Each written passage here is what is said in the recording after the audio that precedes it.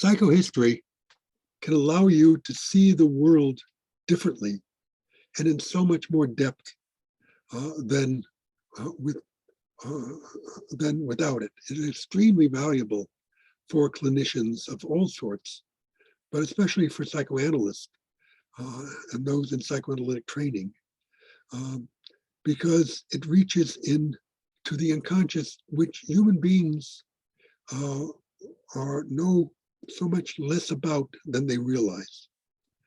Um, the methods that we use in psychobiography uh, can show clinicians how to get to greater depth in dealing with those they're treating. You can extrapolate from many of what case studies will be looking at, and the methodology we'll be using to help your own patients, and sometimes to get a better sense of your own life. Our approach is highly empathetic. One of the challenges that as psychohistorians we have is how do you deal with people who you dislike? In teaching a course, teaching on Hitler and Stalin in my career, these were people who are major killers of human beings, and how do I empathize with them? It's like when I had a patient who I had very negative feelings from. The vibes were just not good. Why is this happening? How do I establish a positive relationship with that patient? And in doing that, I especially look to childhood, look to the sign of the earliest hurt and damage, look to transgenerational transmission of trauma within the family that impacted this person, to the blind spots, to some of the people I've studied as presidents, has been interested. To a great extent, I cut my teeth on researching Jimmy Carter, who had very definite reaction formations and who struggled to work to sublimate them as he was in a situation where a great deal was demanded of him as the eldest child, and it became a lifelong process for him to become a peacemaker. So we find in his childhood his behavior that goes from expressing his aggression at a very aggressive, large baby sister to wanting to be a peacemaker in the world. And he also revealed a lot of guilt, which ultimately, I believe, resulted in his not being reelected, which had a definite impact on American politics. When Reagan was able to defeat him and he didn't get a second term, despite some very impressive environmental and other issues that he had a great deal of foresight in. And I found very important materials on Carter's self-defeatism before he was elected, in a point when I'm in his mom's house and she's making hamburgers for us, and being called by newscasters in Australia, and I'm reading his Annapolis diary, in which reveals that he had incredible mistreatment by others as an undersized student with this strong Georgia accent and an inability to control nervous smiling. So that was fascinating. And I personally had to struggle, am I going to vote for this guy? there's some clear signs he can be self-defeating.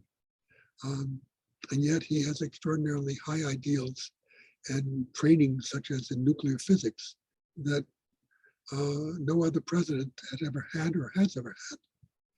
And so it was an interesting challenge. I learned an enormous amount.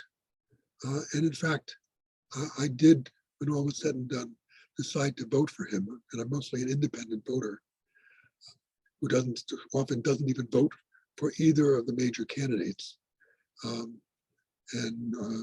Well, vote for the person who I consider to be less dangerous for the country. So that was one area which I cut my teeth. Another area which I'm struck by how the public changes its opinion and swings back and forth. It's so you elect a very hawkish president in George W. Bush, the second Bush, and then a African-American president in a country where original sin was slavery and mistreatment of blacks. And then you switch to someone who relies far more on the white vote and who has expressed many racist and anti-ethnic views throughout his life. So I've learned to move somewhat reluctantly from studying and only the individual to looking how the emotion impacts society and using my own countertransference.